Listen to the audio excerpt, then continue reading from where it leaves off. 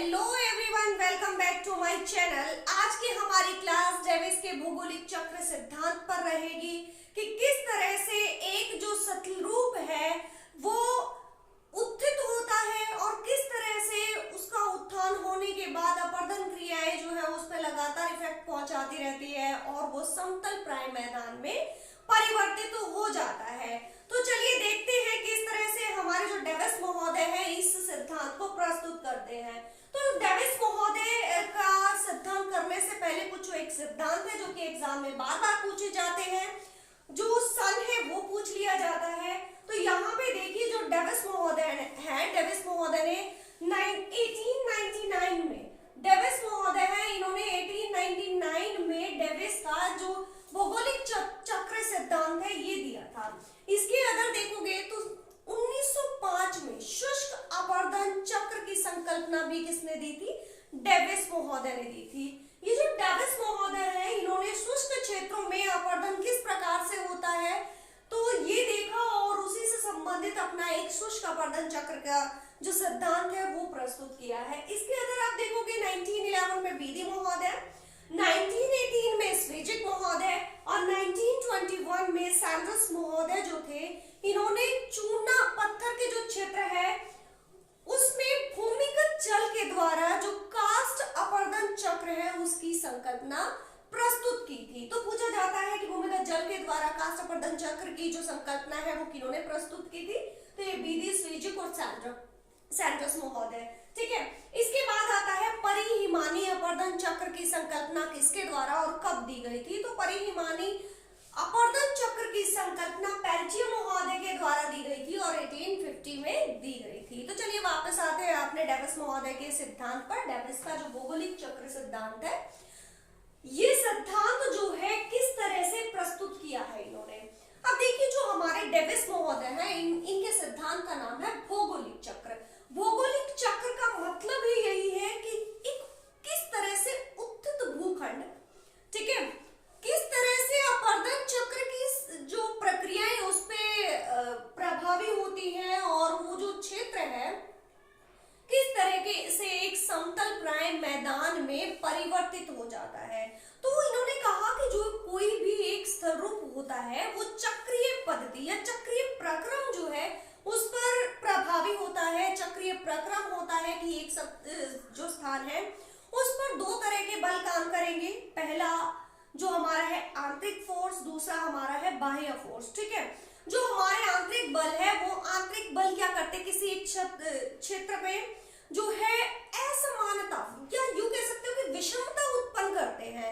और बाहरी जो हमारे बल है जैसे कि आप देखोगे नदी अपर्दन चक्र, जो नदी है, नदी जाती है, नदियों के द्वारा जो स्थलाकृतियां बनती है, या आप देखोगे वायु के द्वारा। तो ये कुछ बाह्य फोर्स है। ये बाह्य फोर्स किस तरह से एक जो हमारा विषम जो क्षेत्र है, स्थल रूप है, उसको एक समतल प्राय में परिवर्तित करने का काम करते हैं। तो डेविस ने भी इन दो फोर्स का जो है नाम अपने सिद्धांत में लिया है।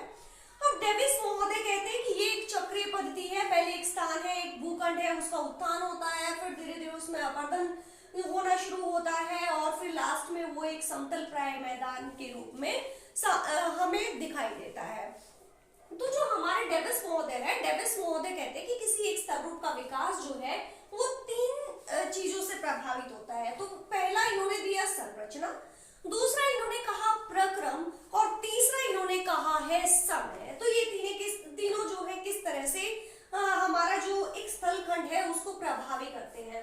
तो इन्होंने कहा संरचना। तो संरचना जो है पहले आंतरिक फोर्स लगता है, आंतरिक बल काम करता है, कोई एक स्थान का उत्थान होता है और उत्थान होने के बाद धीरे धीरे वहां पे अपर्दन का जो अपर्दन के कारक है वो प्रभावी होते हैं और उसमें अपर्दन होता रहता है और समय के साथ वो जो क्षेत्र है वो एक समतल क्षेत्र में परिवर्तित हो जाता है। तो ये तीन काम जो है, तीन कारक जो है वो प्रभावी होते हैं किसी भी एक स्थल रूप के विकसित होने में और उसके अपर्दन में। ठीक है, तो अब जो हमारे डेविस महोदय है, डेविस महोदय ने कि ट्रायो ऑफ डेविस नाम तो कई बार अगर आपने ये सिद्धांत पढ़ा है तो बोला जाता है कि ट्रायो ऑफ डेविस। तो ट्रायो ऑफ डेविस किसे कहा जाता है? तो ये जो हमारे तीन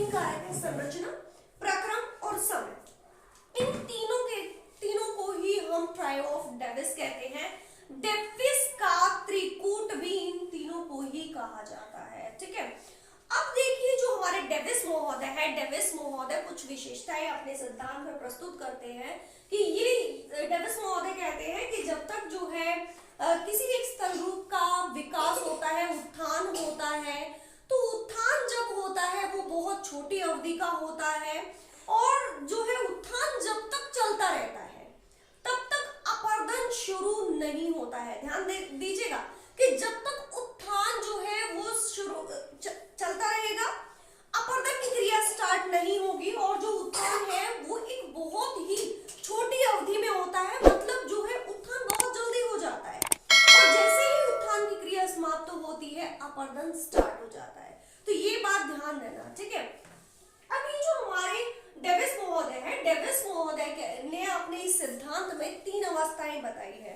पहली अवस्था इन्होंने कहा तरुणावस्था, दूसरी अवस्था कहा इन्होंने प्रौढ़ावस्था और तीसरी अवस्था इन्होंने कहा है जीर्णावस्था। तो देखिए पूरा एक सिद्धांत मैं यहाँ पे एक पिक्चर्स के थ्रू आपको प्रकट कर रही हूँ। तो यहाँ पे देखिए कि किस तरह से एक जो क्षेत्र है वो यहाँ से उत्थित, मतलब जो पहाड़ियां हैं या कोई पर्वत है तो उसमें परिवर्तित होता है कि यहाँ पे आंतरिक फोर्स लगेगा। आंतरिक फोर्स होने से ये जो स्थलखंड है ये भाग जो है, जो हमारा धरातल है उससे ऊपर की तरफ उड़ जाएगा।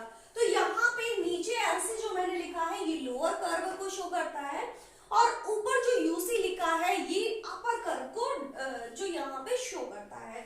और ये जो मैंने ऊंचाई ली है ये यहाँ पे ली है कि स्थलखंड जो हमारी पहाड़ियां है, पहाड़ियों का जो शिखर है कि पहाड़ियों की जो चोटी है ना उस चोटी को शो किया गया है। तो ये 3 अवस्थाओं में इसको डिवाइड कर दिया गया है कि एक जब पहाड़ी का उत्थान होता है तो उसमें किस तरह से प्रक्रियाएं होती है, तरुणावस्था में जो है उसमें क्या परिवर्तन होता है, प्रौढ़ावस्था में क्या परिवर्तन होता है और जीर्णावस्था में क्या परिवर्तन होता है। तो डेविस महोदय ने भी ये 3 अवस्थाएं बताई हैं कि पहाड़ी जब उत्थित होती है उसमें पहले तरुणावस्था आती है, फिर प्रौढ़ावस्था आती है और फिर जीर्णावस्था आती है। तो जो हमारी तरुणावस्था आती है, इस तरुणावस्था में क्या कुछ चेंजेस किसी एक स्थलखंड में देखने को मिलेंगे। तो देखिए जब हमारी तरुणावस्था आती है ना, जब तरुणावस्था आएगी तो ये जो उत्थित भूखंड है, इस उत्थित भूखंड में जो आपका उत्थान है, मतलब ये जो उत्थान होने का काम है वो समाप्त हो जाएगा और जैसे ही उत्थान होने का काम समाप्त होगा इसमें अपरदन शुरू हो जाएगा। अभी थोड़ी देर पहले मैंने बताया कि जब तक उत्थान होगा अपरदन कार्य स्टार्ट नहीं होगा, ठीक है। तो पहले काम क्या होगा, उत्थान होने का होगा। तो तरुणावस्था में उत्थान तो समाप्त हो जाता है, जब उत्थान समाप्त हो जाएगा तो अपरदन शुरू होगा। लेकिन इन्होंने कहा कि तरुणावस्था में जो अपरदन होता है वो शिखरों का नहीं होता है, मतलब यहाँ पे अपरदन नहीं होता है। जो पहाड़ी है, पहाड़ी का जो शिखर है, पहाड़ी की जो चोटी है वहां पे अपरदन नहीं होता है। और ये जो हमारा पहाड़ी है, पहाड़ी का जो निचला हिस्सा है या आप ये कह सकते हो जो घाटी है, कोई पहाड़ी है, पहाड़ी की घाटी में लगातार यहाँ पे अपरदन होता रहता है। लेकिन अपरदन की जो क्रिया होती है वो इतनी ज्यादा तीव्र नहीं होती है क्योंकि यहाँ से जो सरिताएं निकलती हैं, छोटी छोटी सरिताएं निकलती हैं, वो इतना ज्यादा अपरदन यहाँ पे नहीं कर पाती है। और ये घाटी को जितना भी अपरदन होता है ये घाटी की तली में होता है, जो शीर्ष भाग है पार्श्विक अपरदन यहाँ पे स्टार्ट नहीं होता है, मतलब ये जो क्षेत्र है इस क्षेत्र का अपरदन स्टार्ट नहीं होता है, ठीक है। अब यहाँ पे देखिए घाटी गर्दन, घाटी गर्दन का मतलब यही है कि जो घाटी है, घाटी के निचले हिस्से में जो है अपरदन लगातार जारी रहता है। अब देखिए आप यहाँ पे भी देख पा रहे हो कि यहाँ पे जो आपकी एक पहाड़ी है उस पहाड़ी में वी शेप वैली, जो यहाँ पे घाटी बनती है तो नदियां लगातार यहाँ पे नीचे की तरफ अपरदन करती है, तो यहाँ पे वी शेप वैली का निर्माण हो जाता है और ये जो वैली है वो एक वी जो अक्षर है अंग्रेजी का उस तरह की आकृति ले लेती है। और यहाँ पे जो पहाड़ी के ढाल है तो वो पहाड़ी के ढाल एकदम से खड़े होते हैं और यहाँ पे भी देखोगे तो उत्तल ढाल आपको देखने को मिलेगा, मतलब ये पहाड़ी का ढाल जो है वो कुछ इस तरह से देखने को मिलेगा। तो ये थी तरुणावस्था। तरुणावस्था में आप ध्यान रखिएगा कि उत्थान जो होता है वो समाप्त हो जाएगा, अपरदन स्टार्ट होगा, अपरदन ऊपरी हिस्से में नहीं होगा, घाटी गर्दन यहाँ पे होता है, निचली घाटी में यहाँ पे अपरदन शुरू हो जाता है। अब जैसे ही तरुणावस्था समाप्त होती है तो कौन सी अवस्था आती है, प्रौढ़ावस्था आती है। अब प्रौढ़ावस्था में क्या होगा, अब प्रौढ़ावस्था में हमारा जो पार्श्विक अपरदन है वो स्टार्ट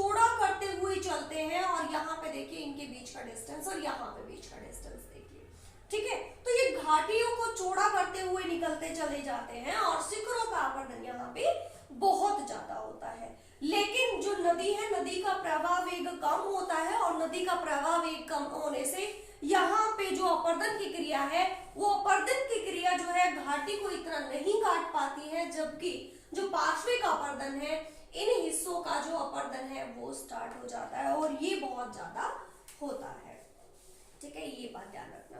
अब नदियों का जो प्रवाह वेग है वो कम हो जाएगा, नदियों का प्रवाह वेग कम होगा तो यहाँ पे जो नदी है, नदी की जो अपर्दित सामग्री है उसको आगे ले जाने की क्षमता जो है वो कम हो जाएगी, ठीक है। फिर जैसे ही प्रौढ़ावस्था समाप्त होती है तो हमारी यहाँ पे आ जाती है जीर्णावस्था। जीर्णावस्था बहुत ही ज्यादा इंपॉर्टेंट है क्योंकि यहाँ से क्वेश्चन हमारे बहुत ज्यादा बनते हैं।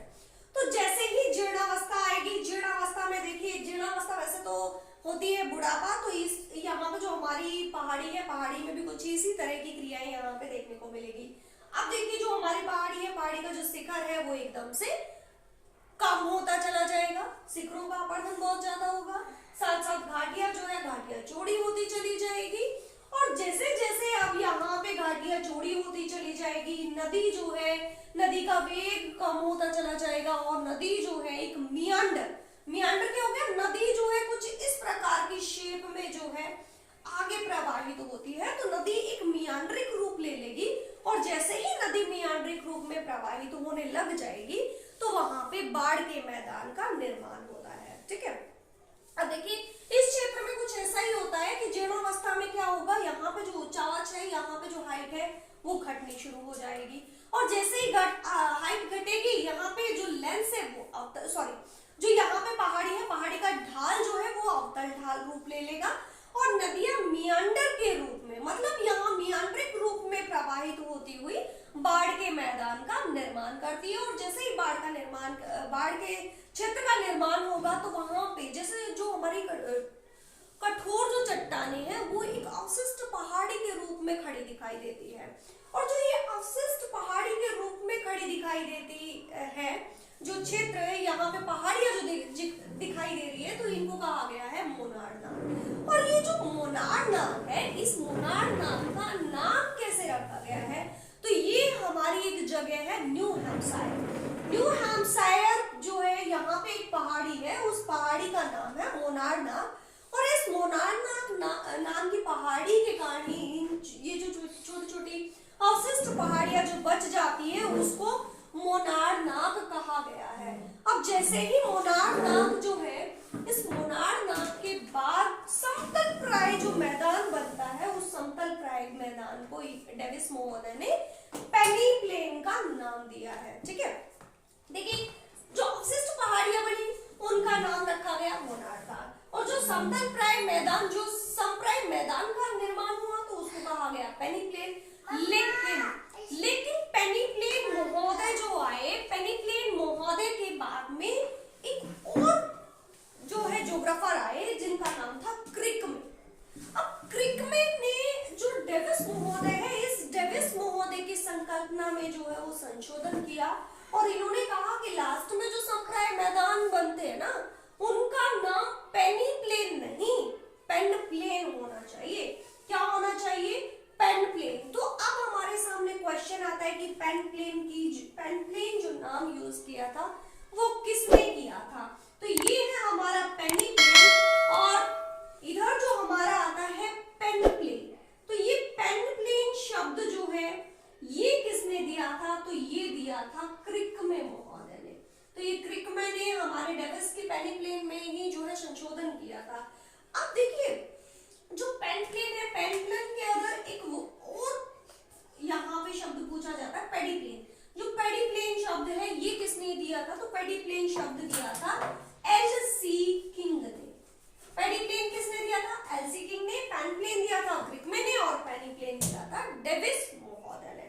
तो ये पूरा एक सिद्धांत था डेविस का भौगोलिक चक्र कि किस प्रकार से एक उत्तल भूखंड जो है वो समतल प्राय मैदान में जाके परिवर्तित हो जाता है। तो ये एक चक्रीय संकल्पना इन्होंने दी थी।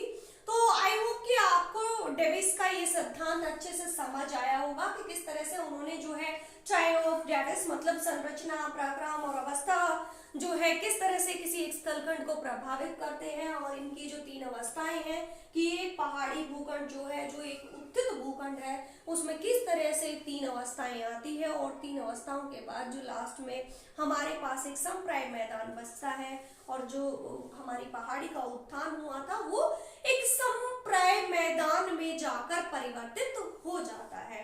तो इसी के साथ आज की क्लास हमारी समाप्त होती है। तो मिलते हैं नेक्स्ट वीडियो में, तब तक के लिए धन्यवाद।